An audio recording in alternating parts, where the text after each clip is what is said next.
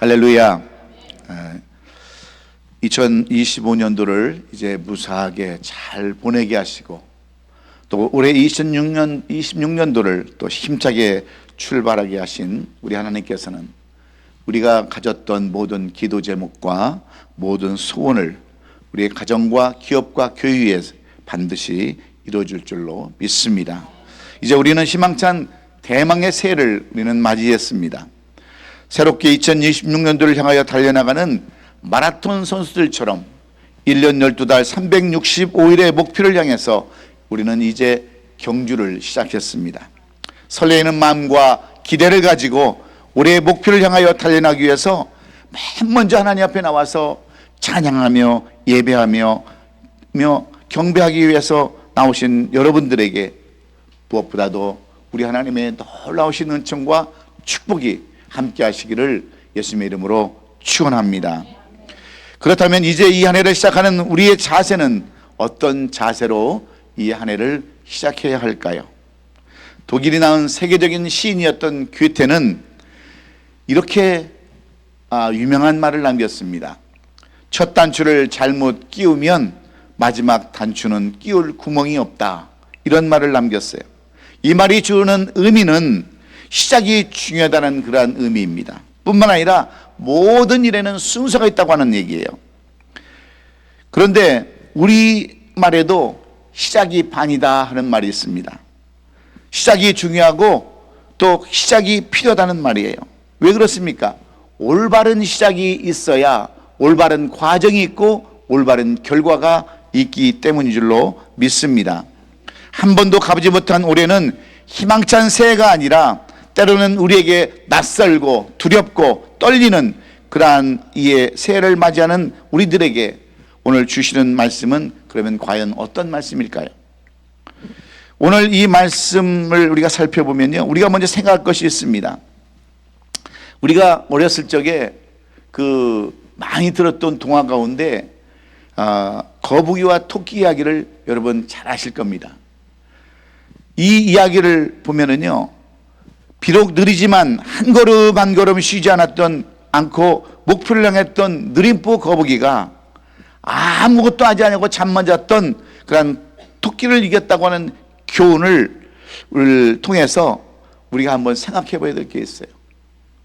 우리가 비록 느리긴 하지만 모든 것이 뒤처지긴 하지만 우리가 열심히 최선을 다해서 이 한 해를 향하여 발걸음을 내딛는다고 한다면 비록 똑똑하고 지혜롭고 빠른 토끼라 할지라도 이 느린 거북이가 이겼다고 하는 이 교훈을 통해서 우리가 이 한 해는 비록 천천히 시작한다 할지라도 느림보의 그런 삶이라 할지라도 최선을 다하기만 한다면 우리에게는 반드시 놀라운 역사가 이루어질 줄로 믿습니다.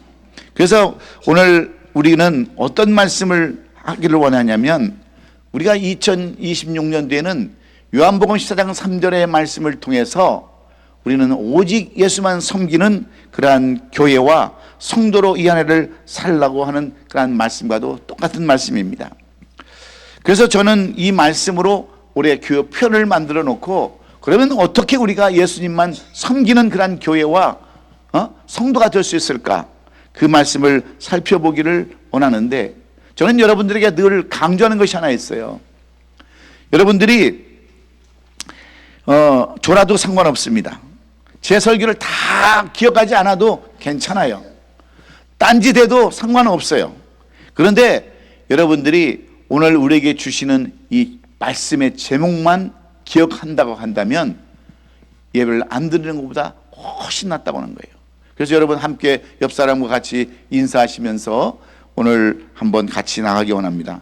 이 한 해는 오직 예수만 바라보고 갑시다. 할렐루야. 예. 오늘 우리에게 주신 말씀은요, 예수님께서 십자가의 고난을 당하시기 전에 그 밤에 제자들과 함께 그 마지막 유월절을 만찬을 나누는 그러한 자리에서 있었던 일로 오늘 이 본문이 시작이 되고 있습니다. 예수님께서 겉옷을 벗으시고 수건을 허리에 동이신 후에 대다불을 담아가지고 제자 한 사람 한 사람에게 발을 씻기시면서 제자들에게 이 만찬을 함께 나눴습니다. 그런 다음에 그 몹시 번민하시면서 제자들에게 뭐라고 말씀하시면, 내가 진실로 진실로 너에게 이르노니 너희 중에 하나가 나를 팔 자가 있다라고 이렇게 말씀을 하시는 거예요. 그때 제자들이 깜짝 놀라서 서로를 쳐다보면서 저게 누구를 향해서 하는 말씀이야? 하고 이 베드로가 요한에게 옆을 꾹꾹 찌르면서 예수님한테 한번 물어보라고 그랬어요. 예수님, 그게 누구입니까? 묻자 예수님께서 말씀하시기를, 내가 떡 한 조각을 적셔다 주는 자가 그니라 하면서 그 떡을 누구한테 줘요? 가룟 유다에게 줍니다. 그러자 가룟 유다에게 사단이 들어가서 곧장 이 밖에 나가서 이 제사장들에게 예수님을 팔아넘기는 이러한 일들로 오늘 이 본문이 시작하는 거예요. 그리고 나서 예수님께서는 13장 31절 이후에, 내 사랑하는 자들아, 내가 너희와 같이 있는 것도 잠시 이제는 뿐이다. 내가 가면 너희는 나를 찾아다닐 것이다. 일찍이 유대인들에게 말한 대로 이제 너희에게도 말하거니와 내가 가는 곳에 너희는 올 수 없다. 이렇게 얘기했습니다. 그러니까 베드로가 뭐라고 합니까? 주여, 지금은 어찌하여 따를 수 없다니까. 주를 위하여 내가 목숨을 버리겠다라고 이렇게 사도 베드로가 주님을 향해서 얘기할 때 주님은 뭐라고 얘기하는 줄 아십니까? 너가 나를 위하여 내 목숨을 버리겠느냐? 내가 진실로 진실로 내게 이르노니 닭 물기 전에 내가 3번 나를 부인하겠다 하시면서 이 일이 있기 전에 지금 이 말씀을 하시는 겁니다. 여러분, 이 말씀은 무슨 말씀입니까? 너가 지금 나를 위해서 목숨까지 버리겠다고 하지만 그 마음이 이제 바뀌어서 나를 배신하게 될 것이라고 하는 그러한 말씀입니다. 왜 그래요? 지금요, 믿음이라는 것이, 이 심령임이라는 것이 그렇게 만만치 않기 때문에 그렇습니다. 여러분 한번 생각해 보세요. 만약에 여러분들이 주님의 제자가 되어서 주님과 함께 같이 있을 때 주님께서 이런 말씀하셨다고 한다면, 내가 이제 곧 죽을 것이다. 너희들을 위해서 내가 처소를 예비하기 위해서 내가 곧 죽을 것이다 했을 때 여러분들의 마음은 어떻겠냐는 거예요. 고민하고 슬퍼하고, 지금까지 내가 예수님을 그렇게 믿고 살아왔는데, 내 평생을 내가 그렇게 살아왔는데 주님이 떠나신다고 한다면 내가 어찌 살 수 있을까 근심하고 염려하지 않겠습니까? 이런 말씀을 오늘도 주님께서 우리에게 주시는 이유는 무엇 때문일까요? 우리가 2026년도를 희망찬 마음으로 소망을 가지고 비전을 가지고 꿈을 가지고 시작한다 할지라도 많은 사람들이 근심과 염려 가운데 살아갑니다. 작년에도 내가 힘들었는데, 작년에도 일하느라고 내가 죽을 뻔했는데 올해는 안 그럴까? 작년에 내가 병으로 그토록 고생당했는데 올해는 괜찮을까? 하는 염려와 근심 가운데 살아가는 우리들이에요. 아무리 우리가 소망 가운데 살아간다 할지라도 한 번도 가보지 못한 2026년도를 향해서 갈 때는 근심과 걱정과 두려움이 없을 수가 없는 겁니다. 그런데 이 제자들도 마찬가지예요. 이제 예수님이 안 계신다고 한다면 우리가 어떻게 삶을 살아갈 수 있을까 근심하고 걱정할 때, 예수님께서는 오늘 우리에게 주신 이 본문의 말씀, 요한복음 14장 1절로 3절의 말씀을 우리에게 주신 거예요. 여러분, 왜 이 말씀을 우리에게 주셨을까요? 무엇 때문일까요? 주님께서 제자들에게 하신 말씀을 통해서 새를 맞이해서 알 수 없는 길을 가야 하는 우리들의 근심을 해결하는 비결이 과연 어디에 있을까요? 이제 2020년도 새해를 시작하면서 많은 사람들이 꿈을 갖고 시작합니다. 희망찬 마음을 갖고 살아요. 그럼에도 불구하고 여전히 우리를 괴롭히는 근심, 걱정, 그것을 무엇으로 해결할 수 있는가? 우리는 그것을 생각해 보면서 오늘 이 우리에게 주신 본문 요한복음 14장 1절로 3절의 말씀을 통해서 오직 주님만 의지하고 주님만 바라볼 수 있는 저와 여러분이 될 수 있기를 주의 이름으로 축원합니다. 그러면 오늘 이 말씀이 우리에게 주시는 교훈이 무엇입니까? 첫째는 오직 강한 믿음만 가지고 살라는 거예요. 1절에 보면 너희는 마음에 근심하지 말라, 하나님을 믿으니 또 나를 믿으라 그랬습니다. 이 말씀은 무슨 말씀입니까? 우리가 무슨 일을 만나서 근심하는 까닭은요, 이런 거예요. 하나님을 믿지 않아서가 아닙니다. 우리가 하나님을 믿지 않아서 우리가 근심하고 걱정하는 것이 아니에요. 믿음이 약해서 그런 겁니다.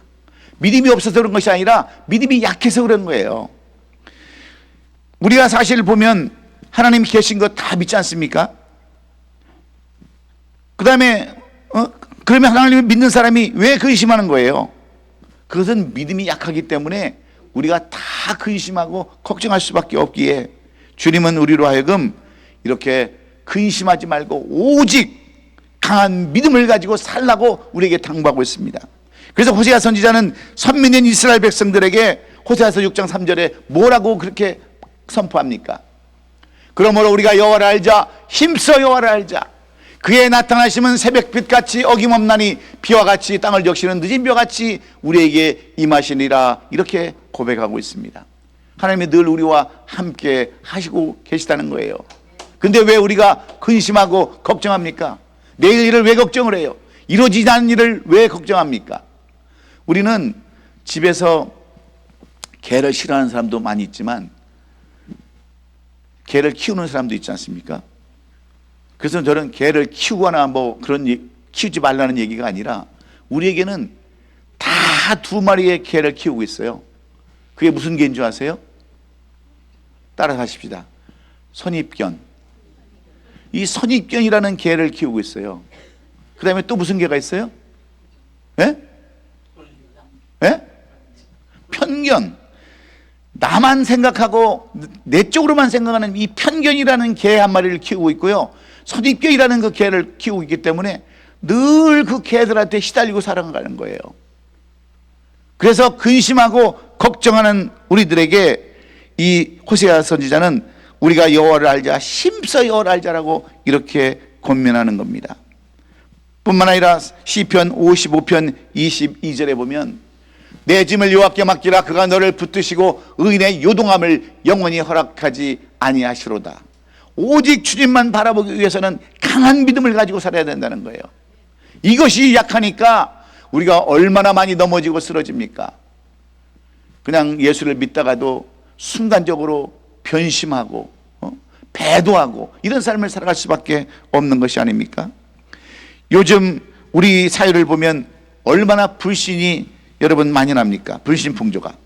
국민들의 정부의 정책을 믿지 못하고 법원의 판결을 믿지 못하는 그러한 세상이 되고 말았습니다. 평생 직장으로 알았던 회사도 못 믿고요. 그 다음에 부부간에도 믿지 못하고 서로가 서로를 불신하는 이 시대에 우리가 살아가고 있습니다. 이처럼 의심하는 상태로는 진정한 인간관계가 이루어질 수가 없습니다. 그렇다고 무턱대고 믿을 수 없는 것이 그랬다가는 나중에 큰 코를 다치기 때문에 낭패를 볼지 모르기 때문에 우리는 서로 불신하며 살아가는데 세상 안 믿어도 괜찮아요. 세상 사람들 안 믿어도 괜찮아요. 그러나 우리가 꼭 믿고 의지할 것은 오직 예수밖에 없는 줄로 믿습니다. 여러분, 교회가 여러분의 모든 것을 다 해결해 줄 수 없어요. 목회자가 여러분께 모든 것을 다 해줄 수 없습니다. 그러나 우리 주님은 우리와 다르지 않습니까? 우리 주님은 우리를 위해서 얼마나 많은 것들을 희생하며 여러분 살아오셨습니까? 그런 주님을 우리는 끝까지 믿고 의지해야 되는 거예요. 이것이 강한 믿음인 줄로 믿습니다. 그래서 너희는 마음에 근심하지 말라. 하나님을 믿으니 또 나를 믿으라고 말씀하시는 거예요. 복음서를 보면 예수님의 그 말씀을 붙잡고 살았던 기적을 체험했던 사람들의 이야기로 가득 차 있지 않습니까? 우리가 잘 아는 그 두 소경이 예수를 따라오면서 뭐라고 말해요? 다윗의 자손이여 우리를 불쌍히 여기소서라고 외쳤을 때 예수님께서는 불러서 그들에게 뭐라고 말씀하신 줄 아십니까? 내가 이 일을 능히 할 줄을 너희가 믿느냐? 그렇게 물어보셨어요. 그럴 때 내가 능히 할 줄을 믿느냐 할 때 주여 그렇습니다라고 대답했던 이 소경이 바로 여러분 고침을 받았지 않았습니까? 강한 믿음을 가진 사람들이 여러분 기적과 이적을 맛보는 거예요. 여러분 그뿐만입니까? 12의 혈루증으로 앓던 여인이 믿음을 가지고 강한 믿음을 가지고 예수님에 나가서 예수님의 그 군중들이 막 밀리는 데 가서 예수님의 옷자락에 손을 얹었습니다. 그때 예수님께서는 다 아셨어요. 누가 내게 손을 대느냐 물어보니까 베드로가 뭐라고 얘기합니까? 사람이 이렇게 많은데 누가 밀쳐서 된 것이지 누가 그것을 손을 댔습니까? 그러자 아니다. 반드시 누가 내 손을 댄 것을 내가 알았다라고 얘기했을 때 이 12 혈증 여인이 앞에 나와서 고백을 하지 않습니까? 그래서 내 믿음대로 될지어다 하면서 12 혈증을 고쳤다고 하는 이야기를 통해서 우리가 무엇을 배워야 해요? 여러분, 우리에게는 오직 예수님만 섬기는 그 교회와 가정이 되기 위해서는 강한 믿음을 가지고 나갈 수 있기를 주의 이름으로 축원합니다. 그래서 여러분들이 이 강한 믿음을 갖지 않고서는 절대로 예수님을 의지할 수가 없는 거예요. 저는 26년, 27년 동안 이렇게 사역을 하면서 제가 총 토탈로 30년을 지금 사역을 해봤는데 제가 얼마나 많은 사람들을 여러분 겪어봤겠습니까? 내가 이 교회에 뿌리를 내리겠습니다. 내가 이 교회에 뼈를 묻겠습니다라고 수없이 고백했던 사람들 여기 한 사람도 남아있지 않아요. 그래서 저는 사람을 믿지 않습니다. 사람은 사랑의 대상이지 여러분 그 믿음의 대상이 아니에요. 오직 믿을 것은 예수님밖에 없어요. 그러므로 오늘도 강한 믿음을 가지시고 이 새해를 시작하는 저와 여러분 될 수 있기를 주의 이름으로 축원합니다. 두 번째, 우리가 오직 예수만 섬기는 그런 교회와 성도가 되기 위해서는 주님의 약속을 의지할 때 이런 교회와 성도가 될 수 있다라고 오늘 본문 2절은 말씀합니다. 내가 너희를 위하여 저수를 예배하러 간다고 주님은 말씀하십니다. 제자들은 예수께서 그들을 떠나가실 것이라고 말씀했을 때 얼마나 제자들이 근심을 했습니까? 그것은 주님께서 세상을 떠나시는 이유가 무엇인가를 몰랐기 때문에 그래요. 이에 대해 예수님은 제자들에게 내가 너희를 위해서 처소를 예배하러 간다라고 이렇게 약속해 주시는 거예요. 그를 믿고 따르는 자들의 영원한 처소를 예배하기 위해서 제자들을 떠나 천국으로 가실 것을 말씀해 주신 것입니다. 오래전에 우리 조국 대한민국이 못 먹고 살고 힘들 때는요, 한국인들이 소독으로요 그 광부로 갖고 여자분들은 그 간호로 가서 시체를 닦고 남자들은 광산에 가서 석탄 깨느라고 엄청난 고생을 많이 했습니다. 한국에 있는 남아있던 가족들은 그들의 남편과 아버지가 더 나은 삶을 위해서 돈을 벌려고 외국에 간 것을 알았기 때문에 그 어려움을 다 견딜 수가 있었어요. 그렇지 않습니까? 마찬가지로 우리는 주님께서 우리의 영원한 행복을 위해서 천국 가셨음을 알기에 우리가 그것을 믿고 근심하지 않아야 되는 거예요. 그렇지 않습니까?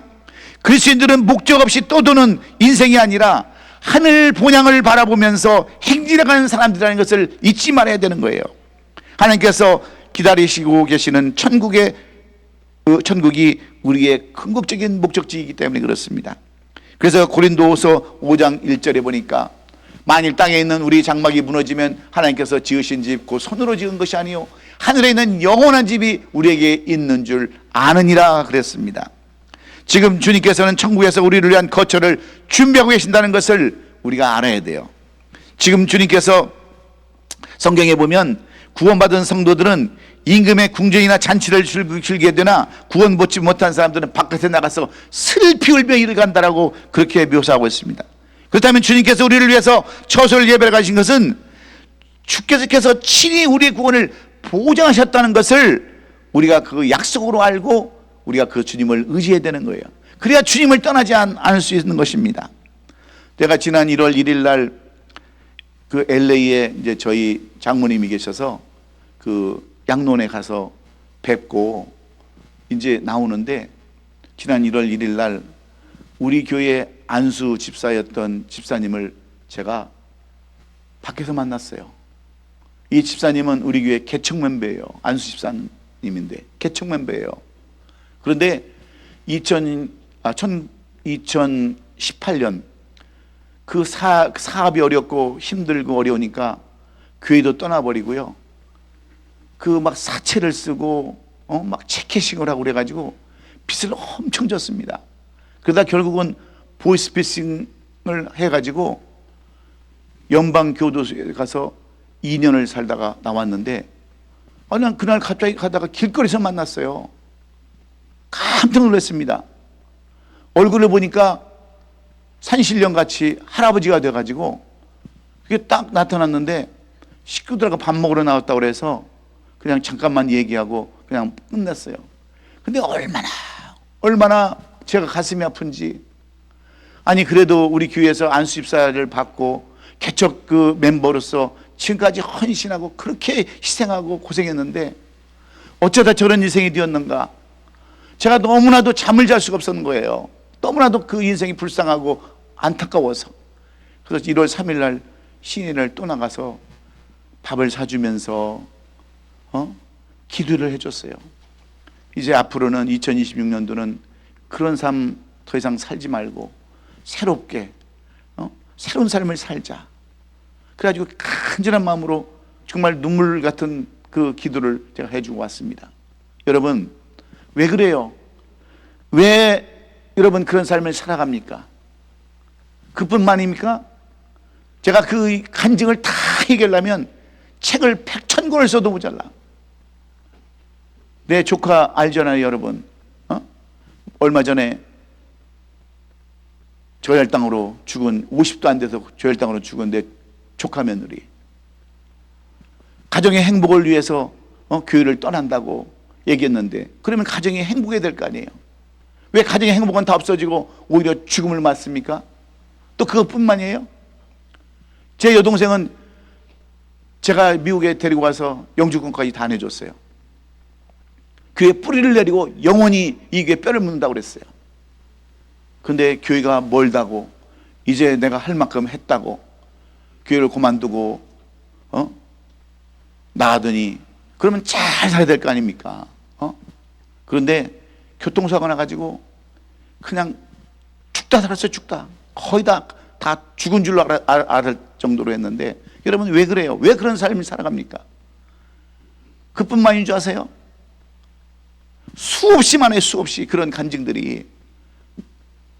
아니 잘 살아야 될 거 아닙니까? 끝까지 주님 약속 믿고 끝까지 가야 될 거 아닙니까?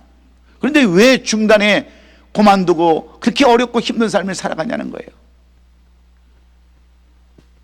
저는 그런 것을 보면서 너무 가슴이 아픈 거예요. 왜 우리가 끝까지 주님의 약속을 못 붙잡고 살아가는가? 여러분 우리 성도들께서는 삶이 피곤하고 근심거리가 생길 때 주님께서 우리를 위해 예비하신 약속의 땅 영원한 천국의 저수를 생각하시고 다시금 마음의 힘과 용기를 가지시고 회복하는 이 첫날 예배가 될 수 있기를 주의 이름으로 축원합니다. 하나님의 약속은 변하지 않습니다. 내가 너희를 축복하겠다라고 하면 그 약속 믿고 끝까지 붙들고 힘들어도 어려워도 견디고 살아가는 것이 하나님의 약속을 믿는 거예요. 끝까지 오늘도 하나님의 약속을 믿고 살아가는 저와 여러분 될 수 있기를 예수님의 이름으로 축원합니다. 마지막으로 어떤 삶을 살아야 우리가 오직 예수만 섬기는 교회와 성도들이 있을까요? 그것은 함께 하시는 주님과 동행하는 삶을 살 때인 줄로 믿습니다. 3절 말씀에 가서 너희를 위하여 거처를 예비하면 내가 다시 와서 너희를 내게로 영접하여 나의 있는 곳에 너희도 있게 하리라 말씀하셨습니다. 예수님의 재림은 불변한 하나님의 약속이세요. 주님께서 친히 재림에 관해서는 얼마나 많이 말씀하셨습니까? 마태복음 24장 27절로 31절에 보면 번개가 동편에서 나서 서편까지 번쩍임같이 인자의 임함도 그러하다라고 얘기했어요. 죽음이 있는 곳에는 독수리들이 모일 것이니라. 그날 환난 후에 내가 후에 즉시 해가 어두워지며 달이 빛을 내지 아니하며 별들이 하늘에서 떨어지며 하늘의 권능들이 흔들리리라고 말씀하시면서 주님의 재림을 약속해 놓으셨어요. 어디 여러분 그뿐입니까? 성경 곳곳마다 여러분 많은 예수님의 재림을 그렇게 말씀해 놓으셨습니다. 열처녀의 비유도 마찬가지고 달란트의 비유도 마찬가지고 문화의 비유도 마찬가지고 무화과 비유 나무도 다 주님의 재림과 강림에 대해서 말씀하시고 비유한 것 아니고 무엇이겠습니까? 그러므로 예수님께서 신문 받으실 때도 분명히 말씀하셨어요. 그 고난 가운데도 마태복음 26장 64절에서 예수께서 침묵과 시간을 대성히 이르되 내가 너로 살아계신 하나님께 맹세하노니 내가 하나님의 아들 그리스도인지 우리에게 말하라 했을 때 주님이 뭐라고 말씀하십니까? 예수께서 이르시되 내가 말했느니라. 그러나 내가 너에게 이르노니 이후에 인자가 권능의 우편에 앉아 있는 것과 하늘의 구름을 타고 오는 것을 너희가 보리라. 이렇게 하나님께서 말씀하셨어요. 주님은 재림으로 오시는 주님이세요. 그러니까 그 주님이 오늘도 재림 후에 주님으로 오시기 전에 지금 보혜사 성령으로 우리와 함께 하시지 않습니까? 그 성령님과 우리가 함께 늘 동행하는 삶을 살 때 우리는 오직 예수만 섬기고 예수님만 바라보는 그러한 성도들이 되는 줄로 믿습니다. 여러분, 우리가 사노라면 마음에 근심이 생길 때가 얼마나 많이 있습니까? 몸과 마음이 피곤해질 때가 얼마나 많이 있어요. 특별히 이렇게 새해를 시작해야 될 때 근심과 걱정이 앞을 가릴 때가 수없이 많이 있습니다. 그러한 때에 지금 말씀을 드린 대로 하나님을 믿을 뿐만 아니라 주 예수 그리스도를 믿고 여러분의 짐을 다 맡기시기를 주의 이름으로 축원해요. 아무리 어려운 문제라도 전화위복의 결과를 허락해 주실 줄로 믿습니다. 그리고 주님께서 우리를 위하여 영원한 처소를 예배하러 가셨으므로 처소를 예배하면 다시 와서 우리를 데리러 오실 것을 생각하시고 다시 한번 위로와 용기를 얻는 이 시간이 되기를 간절히 원해요. 그래서 우리가 오늘도 예배 드릴 때 진정과 신령으로 드려야 되는 거예요. 저는 지금까지 이 성찬 예식을 하면서 제사장 가운을 안 입어본 적이 없습니다. 우리 어머님이 제가 전도사 때 그것도 알지 못해가지고 우리 어머님은 이제 우리 아들이 주의 종으로 간다 그러니까 우리 어머님이 모시고 있던 교회가 여의도 순복음교회거든요. 근데 조영기 목사님이 제가 전도사인데 그 3줄짜리 박사 가운을 입고 있으니까 그 성구집에 가가지고 우리 아들이 이제 전도사인데 우리 아들에게도 이런 성구 가운을 하나 해달라고 해서 보내온 게 박사 가운이에요. 제가 박사도 아닌데 박사 가운을 해서 이름까지 써가지고 이동준 써가지고 이렇게 왔더라고요. 근데 그걸 제가 입을 수가 있어야죠. 그래서 그거 박사학위 따느라고 제가 하여튼 눈이 다 터질 정도로 박사학위를 따고요. 그것을 입고 제사장처럼 여러분 이 성찬 예식을 했어요. 근데 제가 2026년도 1월이 딱 되면서 이걸 놓고 기도를 했습니다. 하나님, 제가 무슨 제사장의 자격이 있습니까? 저는요 그저 하나님의 종밖에 될 수밖에 없습니다. 그저 예수님만 바라보고 예수님만 섬길 수밖에 없는 하나님의 종으로 저를 써주세요 하고 오늘은 그 하얀 3줄짜리 박사 가운을 안 입고 나왔어요. 왜냐하면 신령과 진정으로 드리는 것이 중요한 것이지 옷이 뭐가 여러분 중요합니까? 제사장복이 뭐가 그렇게 중요해요? 마음이 중요한 거 아닙니까? 그래서 저는 오늘도 겸손한 마음으로 예배 드리려고 박사 가운을 안 입고 나왔어요. 여러분, 오늘도 성찬 예식을 드릴 때도 마찬가지입니다. 우리가 하나님께서 요구하는 것이 있어요. 너희가 진정으로 나만 바라보고 나만 의지하기를 원한다면 우리가 깨끗한 마음으로, 의로운 마음으로, 신령과 진정으로 나만 바라보고 나만 의지하고 내 약속을 지키면서 나와 동행하는 삶을 살라고 우리에게 부탁하는 줄로 믿습니다. 이런 삶을 살아가는 우리 오샤람다교회 성도들이 될 수 있기를 주의 이름으로 축원합니다. 이제 우리가 전도사님 말씀하신 것처럼, 기도하신 것처럼 우리는 듣는 말씀으로 예배를 드렸지만 이제 행하는 말씀으로, 직접 우리가 드리는 말씀으로 오늘 이 성찬 예식을 드리기를 원하는데, 우리에게 오늘 주시는 말씀은 고린도전서 11장 23절로 28절의 말씀입니다. 제가 여러분 봉독해 올립니다.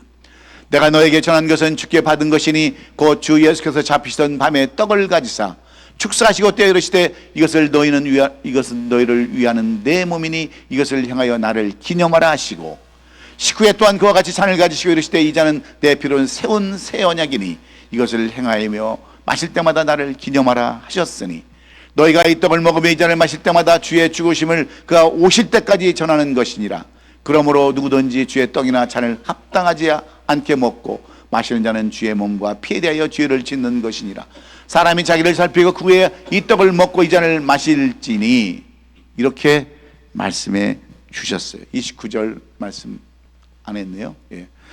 여러분, 이 말씀은 사도 바울이 고린도 교회에게 주시는 그런 말씀이에요. 고린도 교회의 성도들은 예수를 다 믿었습니다. 그런데 이들에게는 늘 근심과 걱정과 싸움과 갈등밖에 없었어요. 그래서 이 사도 바울이 그 고린도 교회에게 뭐라고 말씀하냐면, 너희들이 주님의 피와 살을 기억하면서 경험하면서 그 왜 주님께서 우리를 위해서 피를 흘리셨는지, 왜 죽으셨는지를 꼭 기억하고 이것을 기념하라고 했어요. 때만 되면 기억하라고 그랬어요. 저는 그래서 때만 되면 이 성찬 예식을 하려고 그러는데, 지난 그 성탄절 때는 제가 이 성찬 예식을 못 드렸어요. 왜 못 드렸느냐? 너무나도 자주 하면 그것이 아마 형식적인 그러한 예식이 될 것 같아서 그 성탄절에는 안 하고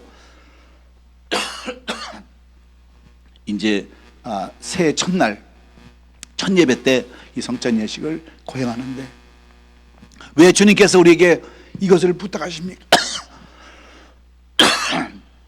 무엇 때문일까요? 왜 이 성찬 예식을 기념하라고 하셨을까요? 오늘 우리에게는 주님의 은혜와 그 사랑을 잊지 말라고 하시는 거예요. 여러분들 오늘 그래서 이 예배를 드릴 때, 이 성찬 예식을 드릴 때 어떤 마음으로 드려야 되냐? 첫째는 감사하는 마음으로 드려야 합니다. 나 같은 죄인을 위해서 십자가에 달리시고 몸을 찢기시고 피를 흘리시며 생명까지 주신 그 하나님 앞에, 주님 2026년대에도 주님의 말씀대로 내가 살기를 원합니다. 주님만 오직 바라보기를 원합니다. 그래서 여러분 이 성찬 예식을 하시고, 그 다음에 두 번째는 회개하는 마음이에요. 주님은 나를 위해서 그 많은 것들을 다 버리시고 희생하시고 헌신했는데 나는 어떤 지금 삶을 살아가고 있는지 여러분이 자신을 잘 알 거 아닙니까? 내가 주님 앞에 온전히 서지 못했다면 온전히 쓸 수 있도록 도와달라. 내가 온전한 예배자가 되지 못했다면 온전한 예배자가 되게 해달라고. 여러분, 그리고 여러분 결단하세요. 이제는 내가 오직 주님만 섬기는 그러한 하나님의 자녀가 되기를 원합니다. 성도가 되기를 원합니다. 이런 교회가 되기를 원합니다 라고 여러분들이 결단하면서, 오늘 먼저 분병입니다.